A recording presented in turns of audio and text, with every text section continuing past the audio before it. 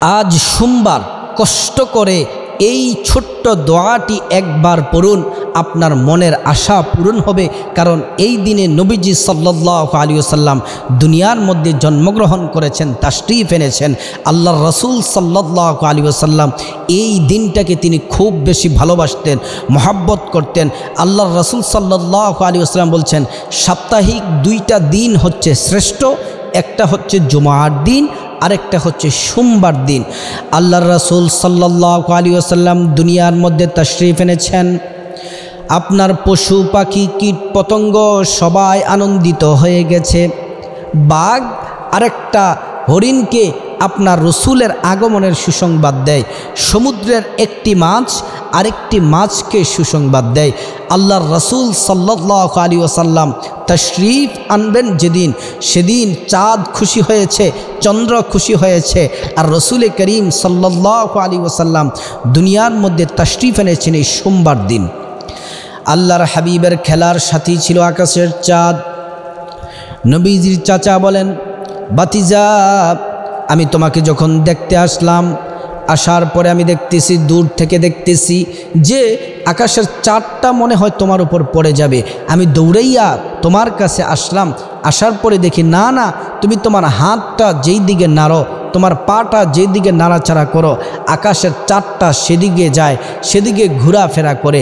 আমি বুঝতে আর বাকি রইলাম না, আকাশের চাঁদটা তোমার খেলার সাথী হয়ে গেছে। সুবহানাল্লাহি ওয়া বিহামদিহি। আল্লাহর রাসূল সাল্লাল্লাহু আলাইহি ওয়াসাল্লাম সোমবার দিন রোজা রাখতেন। নবীজিকে প্রশ্ন করা হলো, গো নবীজি, আপনি সোমবার দিন রোজা রাখেন, কারণটা কি? আল্লাহর রাসূল বলেন, এই দিনে, এই সোমবার দিনে আমি জন্মগ্রহণ করেছি। আল্লাহর রাসূল সাল্লাল্লাহু আলাইহি ওয়াসাল্লাম সোমবার দিনে জন্মগ্রহণ করেছেন। এই জন্য আল্লাহর কাছে শুকরিয়া আদায় হিসেবে তিনি এই সোমবার দিন রোজা রাখতেন।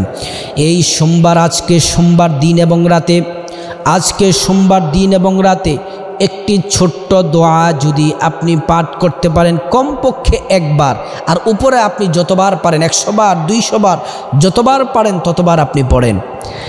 এই ছোট্ট একটি দোয়া যদি পড়েন, আপনার মনের সকল আশা পূরণ হবে।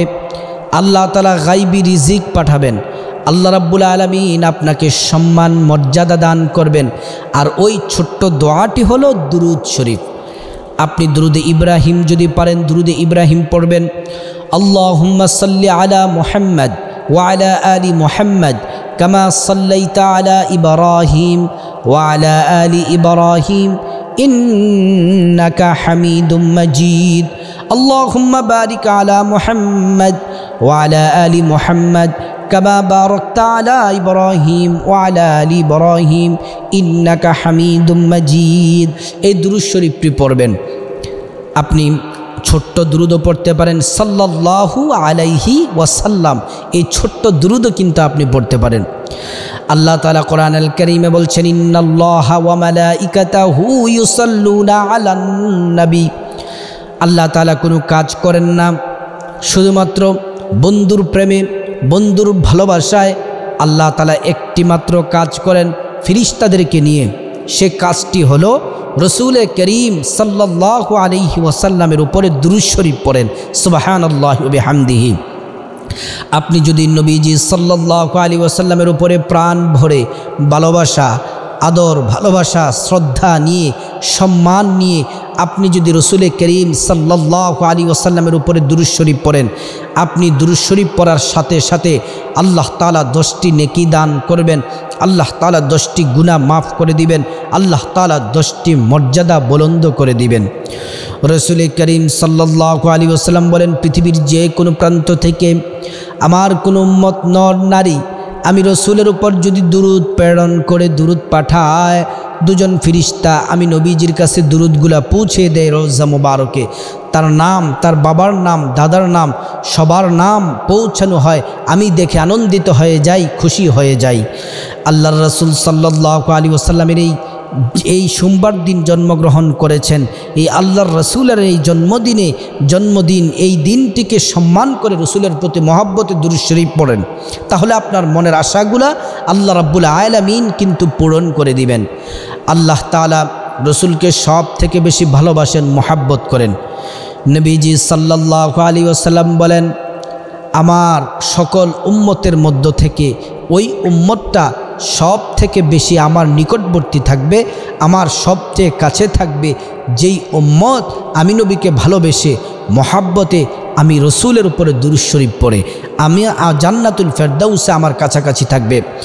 আপনি যতই ইবাদত বন্দেগী করেন, যে কোনো ইবাদত বন্দেগী করেন, প্রত্যেক ইবাদত আল্লাহর কাছে যদি আপনি গ্র্যান্টেড করতে চান, আল্লাহর কাছে যদি আপনি গ্রহণযোগ্য যদি করতে চান আপনার ইবাদতটাকে, তাহলে দুরূদ শরীফ আপনি পাঠ করতে হবে। রসুল করিম সাল্লাল্লাহু আলাইহি ওয়াসাল্লাম বলেন, যতক্ষণ না পর্যন্ত ইবাদতে দুরূদ শরীফ পাঠ না হয় ততক্ষণ পর্যন্ত ইবাদত আসমানে ঝুলন্ত থাকে। আর যখনই আমি নবীর উপরে দুরূদ শরীফ পড়ে তখন এই ইবাদত আল্লাহ তাআলার কাছে পৌঁছে দেওয়া হয়, আল্লাহ তাআলা কবুল করে নেন। পৃথিবীর মধ্যে নবীজি সাহাবীদেরকে প্রশ্ন করলেন, হে আমার সাহাবীরা, এই পৃথিবীর মধ্যে সবচেয়ে বেশি কৃপণ কোন ব্যক্তি? সাহাবীরা বললেন, ইয়া রাসূলুল্লাহ, আপনি আমাদেরকে জানিয়ে দেন সবচেয়ে কৃপণ ব্যক্তিটাকে। নবীজি সাল্লাল্লাহু আলাইহি ওয়াসাল্লাম বললেন, ওই ব্যক্তি হচ্ছে সবচেয়ে কৃপণ ব্যক্তি যে আমি নবীর নাম শুনলো, দুরূদ শুনলো, কিন্তু আমি নবীর উপরে দুরূদ পাঠ করলো না, ওই ব্যক্তি হচ্ছে সবচেয়ে কৃপণ ব্যক্তি। তাই আজকে সোমবার দিন নবীজি এই দিনে দুনিয়াতে তাশরীফ এনেছেন। আল্লাহর রসুলের মোহাব্বতে যদি প্রাণ ভরে একবার দুরূদ পড়তে পারেন, অথবা যতবার মনে চায় ততবার দুরূদ পড়তে পারেন, আল্লাহ তাআলা আপনাকে গায়বী রিজিক দিবেন, সম্মান দিবেন, বিপদ মুসিবত দূর করবেন, আল্লাহ তাআলা সম্মান মর্যাদা দান করবেন, দুনিয়া এবং আখিরাতের যাবতীয় কল্যাণ আল্লাহ তাআলা দান করবেন। আল্লাহ পাক আমাদেরকে ক্ষমা করে দিন এবং রসুলের